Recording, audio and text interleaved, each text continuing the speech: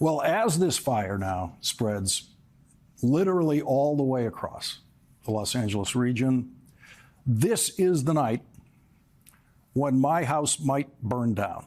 It is being threatened by fire now in a way that wasn't possible even yesterday or earlier today that we did not know about. So many friends of mine have already lost their homes in Los Angeles.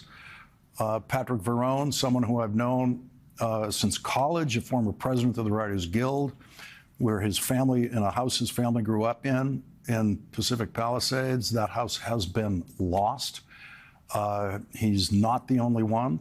Another writer, friend of mine who I've known since college, reports that as many as half of the writers on the very popular TV show that he has written for many years, half of them have lost their homes.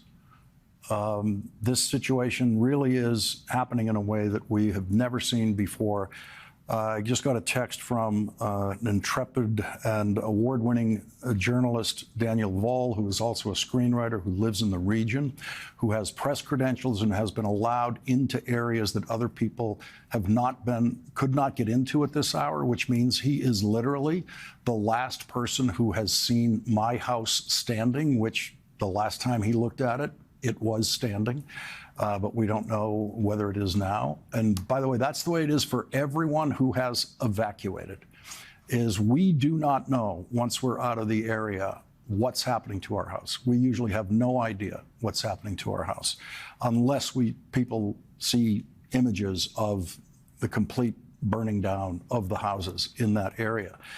Daniel Voll, when he was in that area, reporting directly to me via text about what he was seeing, described it as something, again, he's never seen before in all of his reporting around the world at various hotspots and difficult situations. He said this was just at sunset when he said, it's very surreal as the wind starts kicking up right now, and this smoke just funnels directly out over the ocean like a sideways diabolical tornado, sucking the smoke out into the coming night. And then there was the text today from my dear friend Michael Dinner, just a brilliant director, one of the greatest directors in the history of television, whose work you have seen from The Wonder Years to Justified and beyond.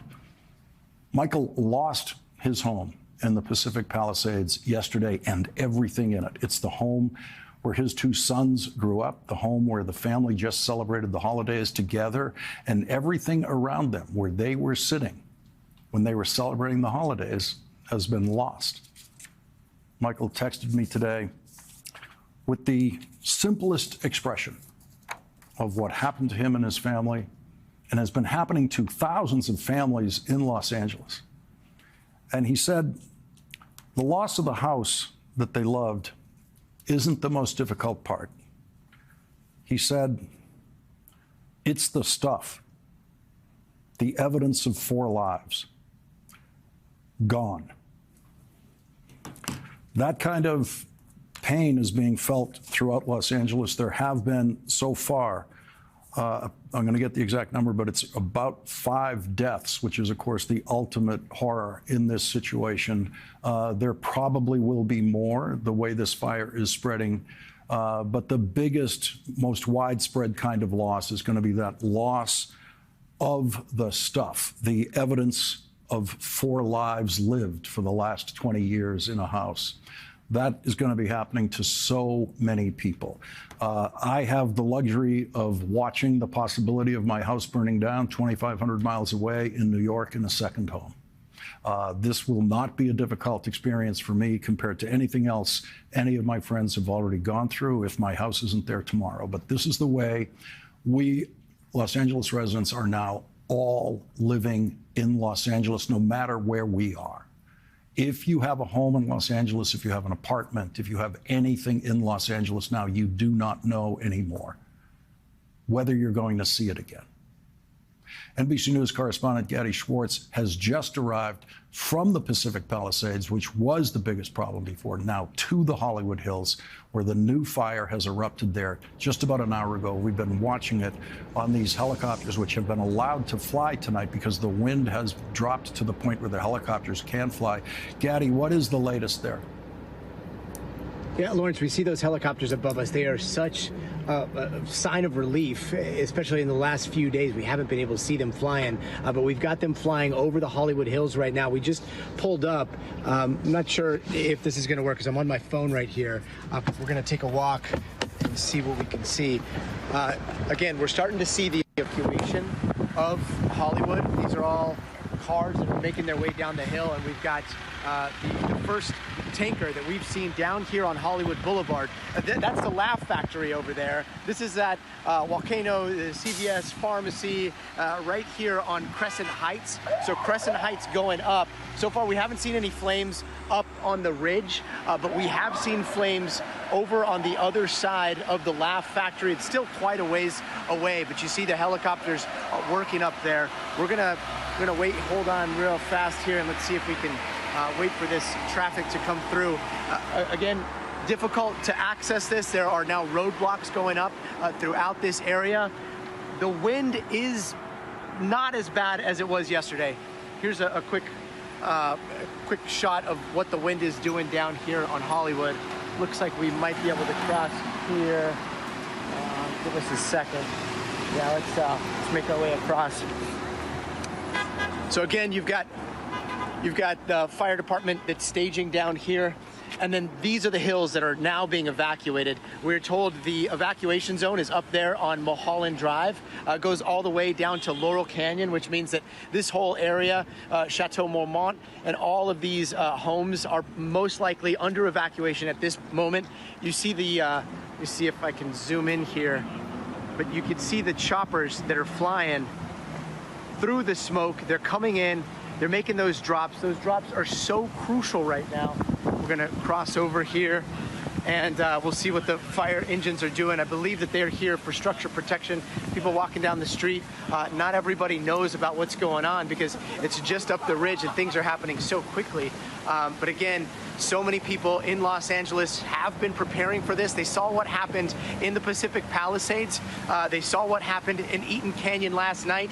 There was a warning that the winds were gonna continue throughout the night. We are seeing some of those wind gusts pick up, but so many go bags across Los Angeles are ready.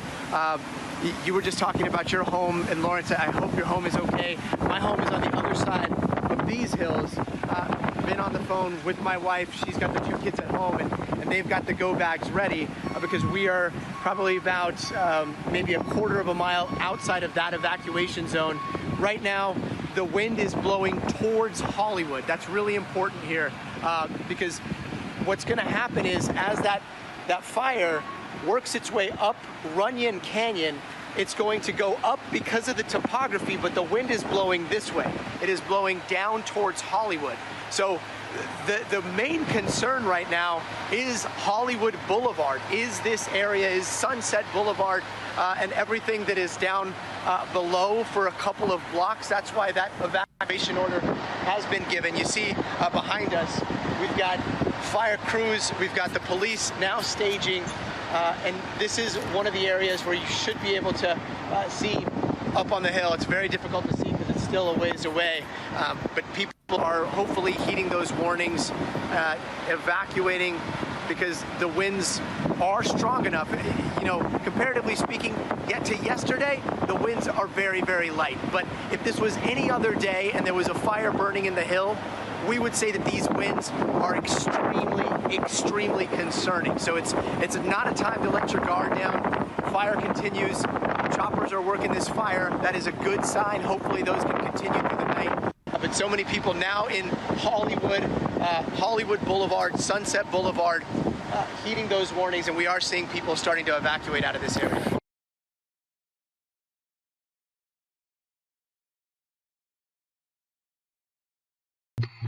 Going on a shopping spree, he's got his eye on a country, an island, and a canal. If you look at Greenland, for example, if the people there are being treated horribly, I would bet the people would probably vote for an alliance with the U.S. Canada does seem ripe for the picking. His argument about the Panama Canal is long overdue. You better bet we are absolutely going to change the Gulf of Mexico to the Gulf of America. The fact that they don't want to become part of America makes me want to make them. Jesse Waters never took no for an answer. With less than 2 weeks until he is sworn in, Donald Trump isn't talking about balancing the budget or lowering the price of eggs anymore. Remember that? He's going to lower the price of groceries. He won because groceries were high. Now he's going to make them lower, right? No, he's talking about annexing overseas territories, and then MAGA is scurrying to praise Trump's latest social media rambles about buying Greenland and taking back the Panama Canal, as well as making Canada the 51st state, maybe adding Mexico or renaming the Gulf of Mexico to imply U.S. ownership. The latest installment of this genuinely weird drama came yesterday as Donald Trump Jr. flew to Greenland as a PR stunt. The Republican-run House Foreign Affairs Committee tweeted, then deleted a post celebrating Trump's territorial ambitions with a headline from Rupert Murdoch's paper. Quote, President Trump has the biggest dreams for America, and it's un-American to be afraid of big dreams. And I'm going to be honest with you, I don't quite sure know what to make of this. At one level, it's an obvious troll. At another level, it's like another weird loyalty test for his faithful. Like he says a thing and then they all are, yes, Sean Hannity, I'm the expert on public opinion in Greenland. So they have to sort of adopt his rantings. I also think there's something serious here. In his first term, Trump floated the Greenland balloon repeatedly. Like it was a real thing. It wasn't like a thing he publicized. It clearly gnaws at him. Second of all, if he finishes out this upcoming term, he'll be 82 years old. The guy's the oldest man ever elected to be president. I think he's thinking about his legacy in whatever strange way he thinks of that. He's a property speculator. And then there's also the third aspect. Like, this doesn't come out of nowhere. Ronald Reagan rose to prominence in national right-wing politics on demagoguing about the Panama Canal. And right-wing authoritarian movements and leaders are all, as a rule, obsessed with conquest and territorial expansion everywhere. You could, for instance, read a single book about the long centuries of constant bloodshed and mayhem between European powers over their territories, or about World War I, or read a single book about World War II. This is what autocratic leaders and demagogues do. They need external enemies. They need conquest. It was out of all that bloodshed, tens of millions of people, that an international norm evolved, a norm still too often violated, yet important nonetheless, that says you don't just take over other people's land. Lydia Polgreen is an opinion columnist at the New York Times and the co-host of the Matter of Opinion podcast. She recently participated in a conversation with some of her more conservative colleagues on Trump in crisis mode on the world stage, and she joins me now. And you've also served as a journalist in a bunch of places around the world. Yeah. Well, first of all, what do you make of all this? I mean, I think that on one level, it is a lot of trolling, right? And it's also some sort of prime distraction. It's a way to, I think, essentially act on the world stage in the way his apparent heroes, Xi Jinping and Vladimir Putin, these autocratic rulers that he has, admired and talked about. He sees them, going after bits of territory, trying to reshape the map of the world. But I think, when you talk about making America great again, it's really a backward-looking exercise. It's this idea of going back to some legendary time when things were so wonderful and great. And in this case, we talk about tariffs, we talk about other things, and we're really talking about the 19th century, right? And we're talking about going back to a period where... Peak McKinley, basically. Exactly. And so we're talking about going back to a period where it was a kind of smash and grab, and everybody was trying to kind of find as much territory as they could in the world. And that was the way that you got to security. How did all of that end? It ended in World War II and the Holocaust, right? I mean, it ended in just astonishing human suffering.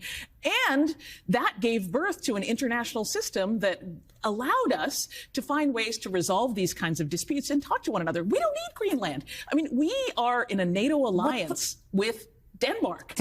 Yes, yes. All of it, everything makes sense if you're like, let me put on my 1893 cap about how I would think about this issue. Yeah. you actually is a very clarifying, like tariffs and imperial conquest. I mean, this thing about the UN, I'm going to just read part of the UN Charter. And one of my unified theories for why everything is so messed up in the world is that literally losing the like actual generation that remembered the horrors of World War II. Yep. And some of the lessons that gave about fascism and great power conflict. Yep. The United Nations Charter Preamble, we the peoples of the United Nations, determined to save succeeding generations from the scourge of war, which twice in our lifetime have brought untold sorrow to mankind, and to practice tolerance and live together in peace with one another as good neighbors, have resolved to combine our efforts to accomplish these aims. You know, grabbing other people's land. And the way, that's the other thing about this troll. The Greenland thing is, he talks about it a little the way that Putin talked about Crimea. Totally. Like, oh, well, if you ask them, you know, they really kind of want to join us. Yeah. And I'm sure maybe if had a little plebiscite over there, maybe they'd vote for us. Like, it's the same thing. No, absolutely. And I think, like, we don't actually have to go that far back, right? I mean, my mother's from Ethiopia, right? And Ethiopia and Eritrea have had this kind of ongoing border conflict. Yep. Ethiopia wants to have an access to the sea on the Red Sea and so on and so forth. You know, two of my uncles died fighting in those in those wars between Ethiopia and Eritrea, and for what? You know, this is why we have these conquest and territory. This is why we have these international agreements, these ways to work out these problems. You know, I mean, look, you know, if we put tariffs on Denmark over this Greenland fantasy, the only thing that's going to happen is that Ozempic is going to become more expensive. I mean, this is which is an actual thing. Yes. No, absolutely, they're the ones who make it. You know. The idea of if you give a sort of genuinely psychologically damaged and broken person the biggest bully stick in the world, that's just sort of what you get. And I think a lot of people are like, he's bullying. But again, that point you made about Xi and Putin, the kind of liberal internationalism that is so often honored in the breach and is so hypocritical and leads to horrible atrocities and, you know, that people look the other way. It's still better than what came before. And I think what Trump wants is what came before, where like no one's pretending and maybe we take our piece of the pie, Russia takes its, China does it, and we'll see what happens. Well, and that's the thing, right? I mean, that's a whole way of viewing the world, and it's a very old way, but it's also a way that I think there are a lot of players who would prefer to be operating in that world, right? Yes. I mean, you're talking about a world that is purely transactional, where there's no sort of agreed upon standards about how anybody is going to act. And, you know, I spend a lot of time focused on the developing world and the global south, because that's, you know, my passion and where I've spent most of my time as a reporter. And, you know, you talk to officials from these countries and they're like, you know what, we're tired of lectures about human rights for the Americans. And, you know, you talk about your principles, but then you ignore them in Gaza and things like that, right? So, you know, I do think that there is an audience for what Trump is selling. And, you know, absolutely. China is in those parts of the world. Russia's in those parts of the world. And they're doing these, you know, these deals. And you've got other players, whether it's, you know, rip up the Turkey. charter and the poetics and just get what's yours. Let's just do deals. Lydia Polgren, thank you very much. It's a pleasure. Joining me now, Washington Bureau Chief for USA Today, Susan Page, who got the exclusive interview with the president, and former FBI General Counsel and former senior member of the Mueller probe, Andrew Weissmann. So, Andrew, let's talk about the legal situation, the Supreme Court request. He's bypassing the New York Appeals Court, going right to the Supreme Court. So is everything on hold until the justices make a decision, or do they have to actually issue a stay for that to take place? They would technically have to issue a stay. And if they don't do that, then the sentencing is going to go forward. That is scheduled on Friday. The trial court denied a stay. As you noted, the appellate court yesterday denied a stay. And Donald Trump, I think, is simultaneously seeing if the New York Court of Appeals, the final court in New York, would take the case, but also because of the time issue, has gone directly to the Supreme Court. It remains to be seen whether the Supreme Court is once again going to help Donald Trump out and delay the sentencing. Normally, remember the judge here has said that he's going to give and intends to give an unconditional discharge, the lowest possible sentence, no matter, in other words, this is the best that any defendant could ever hope for at a sentencing. So normally a defendant would sort of be grab it and growl, but here Donald Trump is trying to avoid any sentencing whatsoever. So it remains to be seen. The prosecution has until tomorrow morning to file its opposition in the Supreme Court, and then it will be ready for decision by the Supreme Court of the United States. And meanwhile, the Justice Department says the Attorney General has decided, first, the Attorney General Garland does have Jack Smith's report, a 2-volume report, and that he's decided to release the January 6th prosecution report, but not the separate report on the Mar-a-Lago classified documents case, while an appeal is pending on 2 of Donald Trump's co-defendants. And there's the whole issue of what Judge Cannon did in Florida. So what are your thoughts? Do you think we'll actually see this, or do you think that Trump still has some options to try to block it from being released? Well, Donald Trump, once again, could go to the Supreme Court, but we're waiting for the 11th Circuit, the Court of Appeals that oversees the Judge Cannon court, to hear this matter. The government's filing is incredibly strong. What it points out is that Jack Smith had actually recommended that the Volume 2 of the report relating to Mar-a-Lago not be made public because there are 2 defendants who could be prejudiced by it, the 2 co-defendants of Donald Trump.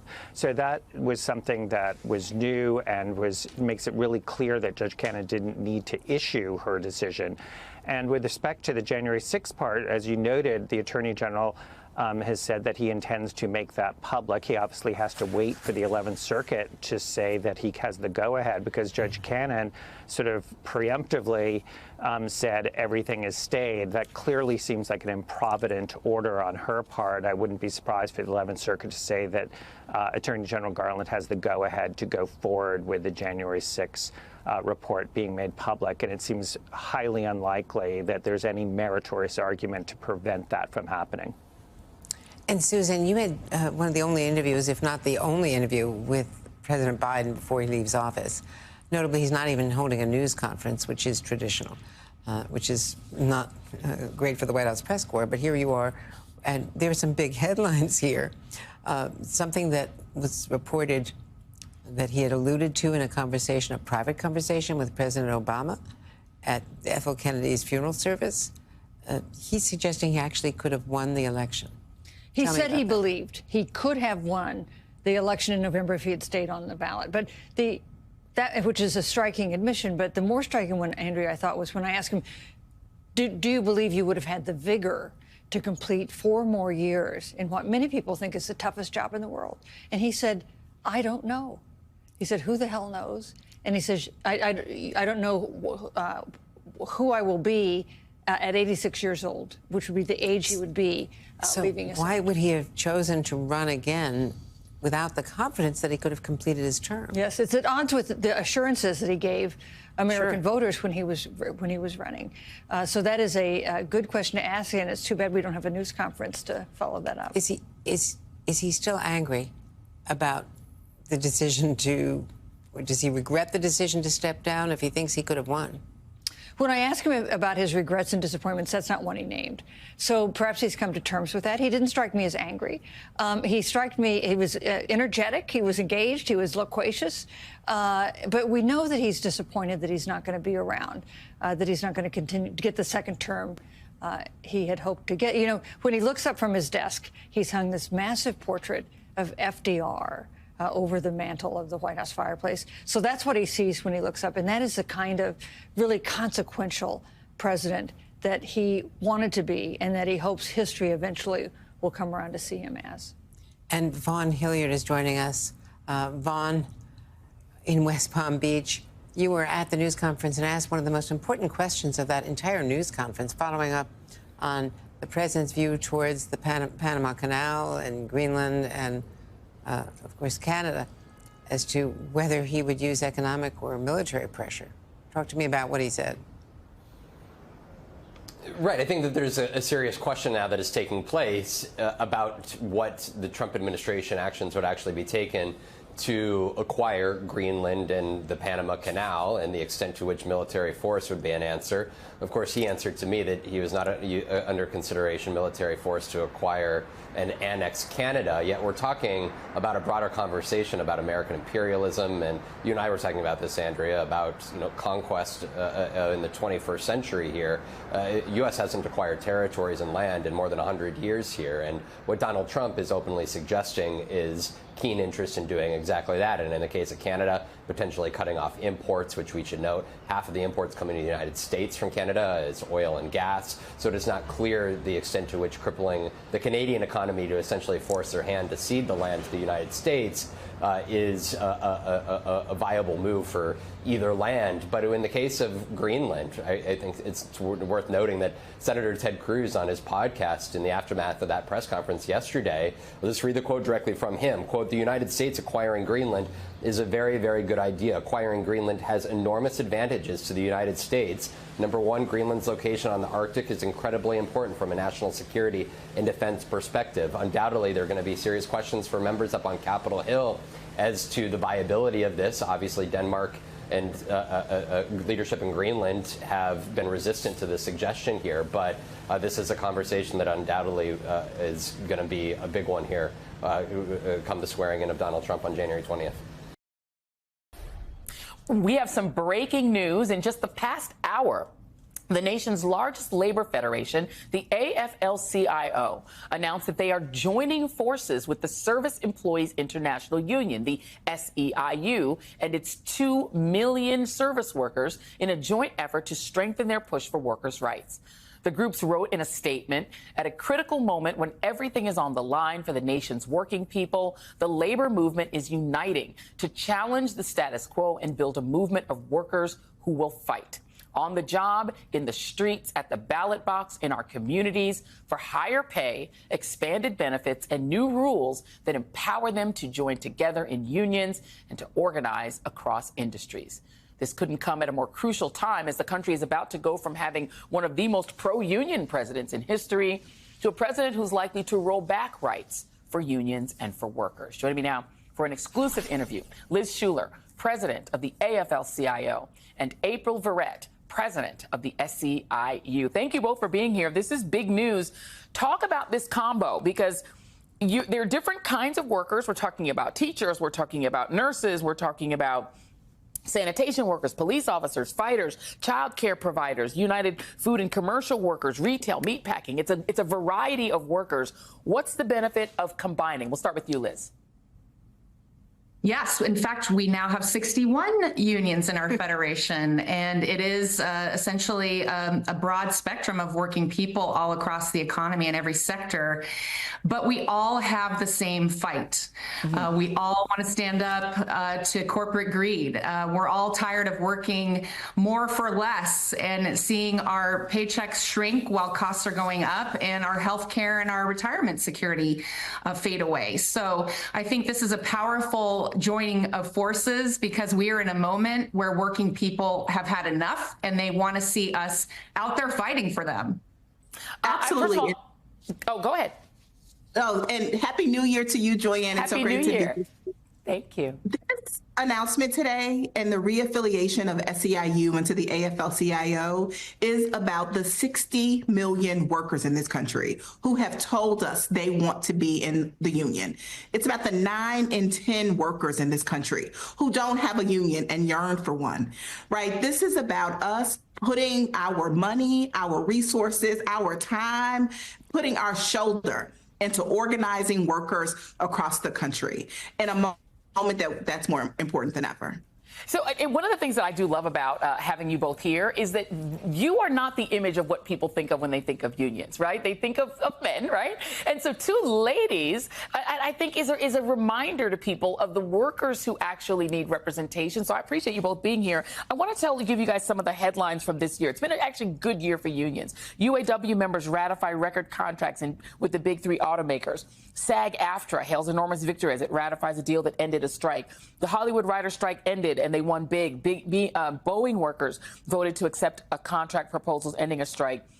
Workers voting to join unions at record high rates. I'm going to go in the opposite order. April, I'm going to start with you. The wins are big. What is left to do? Oh, everything, Joyanne, is left to do. You know, I said a minute ago or a few seconds ago, 9 in 10 workers still don't have a union. 60 million want one. But we know that, you know, when we do polling, 70%, right, of young people say they are interested in joining unions. We are in an unprecedented moment where I know workers want power. They want agency. They want to be a part of their own self-determination. They want to have a seat at the table. And so we got to meet this moment and give workers what they want. And that's organization. Organization that is poised to not just build power, but to use power. And that is what we are excited to do. It's what our lives are about. And it's what this moment is really about. So, Liz, it's not going to be easy. The incoming administration is staffed by somebody who's been very critical of unions, not a big fan of them. His pretend Doge committee is headed by people who think it's fun to fire people and who laugh about the idea. And you've seen a lot of the billionaires that are backing this new administration, people like Jeff Bezos, who owns Amazon. You see the big companies like Starbucks and others. They're not exactly embracing of the idea of increased workers' rights. How tough do you expect the fight to be as the administration changes over? Well, there will certainly be challenges, and we are ready. We're going to be on defense probably right away, knowing that they have their sights set on the federal government and, quote, efficiency, right, where we as workers always hear that word and think they're trying to get us to do more with less. But we know that we've got to play a good defense game, but we also, as April and I have been talking about, we got to be on offense. This economy is changing rapidly with technology and clean energy and, you know, all of the growth that we're seeing in places like the South, where workers are not used to unions. And it's a real opportunity for them to step into their power, for them to see that unions are the place to make the change that they desperately want to see in their workplaces. And coming together is how we're more powerful and we rebalance the scales of this economy. And, you know, I think one of the things that a lot of people have sort of come together on, wherever your political leanings are, is that the billionaire class wants more work for less wages and wants people to just work longer hours. I mean, people are talking about raising their retirement age, for God's sakes. There's not a lot of empathy from the billionaire class toward working people. How do you get working people to vote their interests, their economic interests, not things like social issues? Yeah, it starts by being honest with working people. It starts by having a real conversation about what their issues are, who is poised and positioned to solve them, putting them in positions where they are able to help solve and create, you know, the change that they want to see in their lives. And talk about the need to write new rules, right? The gig is up. We work with a set of laws in this country that are not written for working people to get ahead. The corporate control is out of control, right? Yeah. It has gone way beyond what any of us can tolerate anymore. Well, this is about telling the truth, calling out the bad actors in this economy, in this country, that are the real reasons that so many people continue to live and work in poverty. Amen. Right? Well, yeah. So it's just doing that. I appreciate you both. Listen, the ladies running the unions are here with us, and we appreciate it. Sometimes when you want to get things done, you got to find a woman to do it, because we will get it done. You're here. Amen. AFL-CIO President Liz Shuler, SEIU President April Verrett, thank you for making this announcement on The ReidOut. We appreciate you, and we will be watching. Joining us now, NBC News national political correspondent Jacob Soboroff, who grew up with me right there in the Palisades, and former chief pilot and reporter for KCAL Television News, Larry Welk, also somebody who grew up with me in these areas. I'm having such a hard time following the story because it is so personal, because it's my elementary school. It's, I think, my childhood homes. It's the grocery stores. It's the post office. It's the car wash, silly things like the car wash. You look at the images, and I keep getting videos from friends, and you can't figure out what you're looking at because it's unrecognizable now, Jacob. So many of the people that we love and we grew up with have lost everything. The homes that they have now, the homes that their parents have now. Every minute I get a text message, it's worse and worse and worse. Tell me what you're seeing there on the ground. Katie, it's a couple of things. First, I just want to tell you where I am right now. I'm down at the intersection of Entrada, where Entrada and West Channel meet Pacific Coast Highway. And let me just swing around. For anybody who's been to Los Angeles, you might have seen before the legendary Patrick's Roadhouse, a haunt for many bold-faced names here in Los Angeles. This is the stretch of Pacific Coast Highway where over here, Katie, it's a great way for you to understand that this is a mutual aid environment. This is a impromptu gas station. And so all the different agencies, come and look at this, all the different agencies through all of Southern California are coming here to fuel up their fire trucks as they go back out into service. Thank you for doing this. Really appreciate it. Manhattan Beach. Manhattan Beach. Have you been in and around here in the Palisades area? Can I just ask you real quick, have you ever seen anything like this before? I've seen it one more time. I've seen it before at the Woolsey. How are you feeling? You doing okay? Yeah, we're hanging in there. We've been up for over 24 hours. You gonna get any rest anytime soon? Not until hopefully tomorrow. Well, God bless you. Thank you for what's your name? James Jacob. Thank you very much. Nice to meet you. Katie, Manhattan Beach is here. LA City is here. People from all over the Southern California region. And what I want to say to you is you can still feel the wind is whipping. And you and I think the viewers of your program know that we have been friends for a very long time. And you and I would drive around in my old Prius through the streets of Pacific Palisades together when we were, 16, 17 years old. You don't recognize what's going on there anymore. It doesn't look like the Pacific Palisades that you and I know. And I can't wait for you to come out here and honestly, to give you a big hug and for you to give a big hug to a lot of people who love you very much. And who I know you love. It's a really hard time for this place because when we talk about the big one, we think about an earthquake. We never think about a fire like this, but really that's what this has become. Yeah, it is the same magnitude of scale. It reminds me of Northridge. Jacob, you're right, I'm going to be out there tomorrow, leaving tonight. I also want to underscore something that I think is getting lost here. We talk a lot about the Palisades being full of celebrities and full of, rich people. It's a very Tony neighborhood. It has gotten Tony over time, very Tony, in fact. But there are still a lot of regular folks there, middle-class families, people who have spent their entire lives there. Oh, no doubt. Parents there as well. And there's a lot of people who won't have anything to go back to. And there's also questions of insurance. What will insurance cover, what it won't? Talk to me about that. It's a community of 23,000 people, and yes, there are definitely some bold-faced names, as I said, in Pacific Palisades, but there's a lot of people who have lived in the Palisades for generations and generations, who have made this their home, who bought in as working-class Angelenos and raised families, multiple generations of families in Pacific Palisades. What does happen with fire insurance? This is not a travesty that a municipal government can afford and pay for out of the general fund or some kind of contingency budget. Not even California. I briefly saw California Governor Gavin Newsom today as he was on the side of the road, actually speaking with officials in the White House, he told me. And that's sort of going to be the name of the game here going forward. Who is going to be able to help kickstart this recovery? Will it be the Biden White House? What will the incoming Trump administration do about all this? This community needs all the help that it can possibly get, and get that help started as soon as possible, because there are people, thousands of people, thousands of people without a place to go and sleep tonight.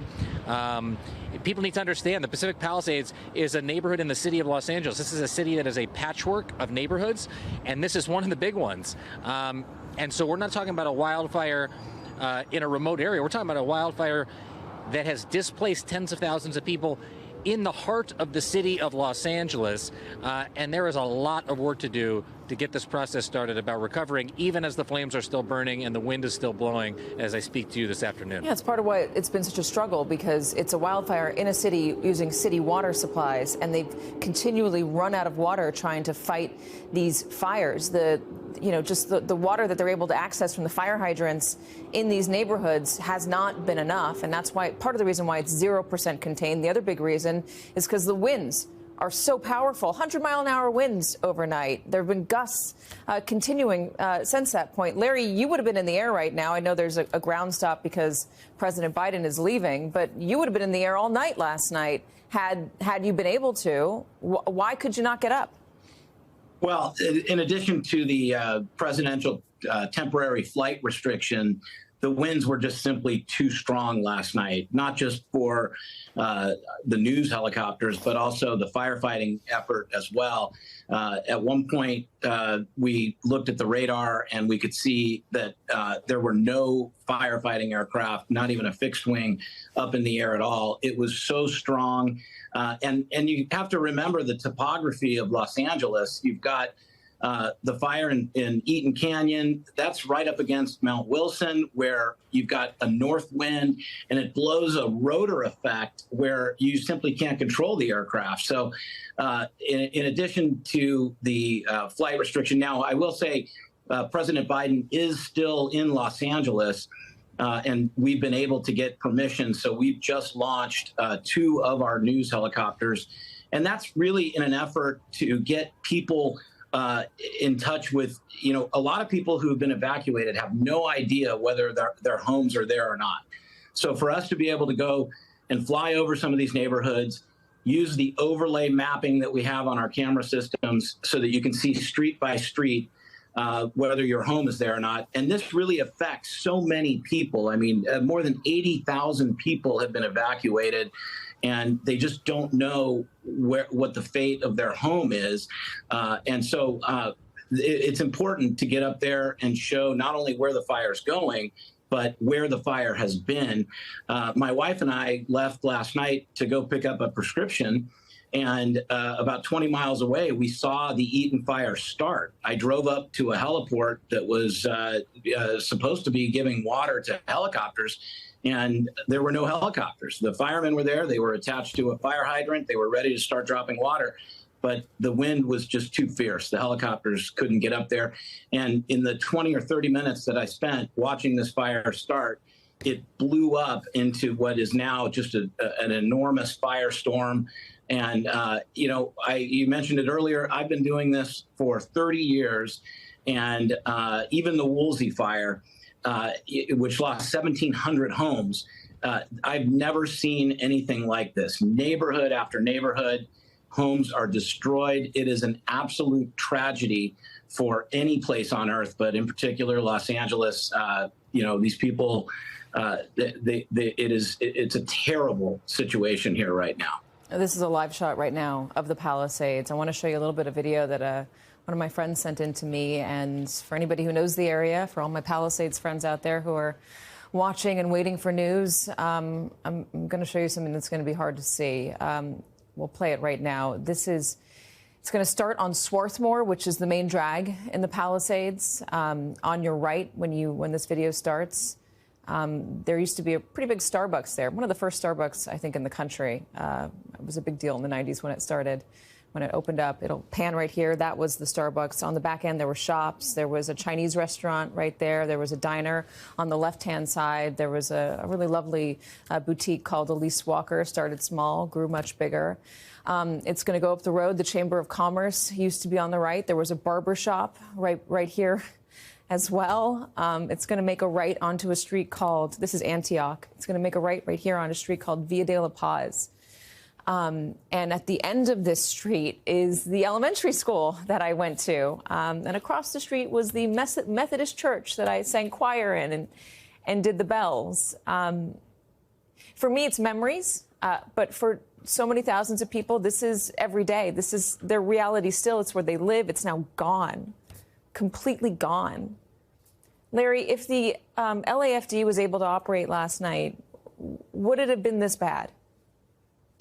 It's very tough to say. The wind was so bad last night that even if the helicopters would have been in the air, it's extremely tough to get the water to the ground. Once it leaves the helicopter, when the wind is blowing that bad, it's just tough because it evaporates, it gets blown away, and sometimes it just doesn't hit the ground. So very tough to say.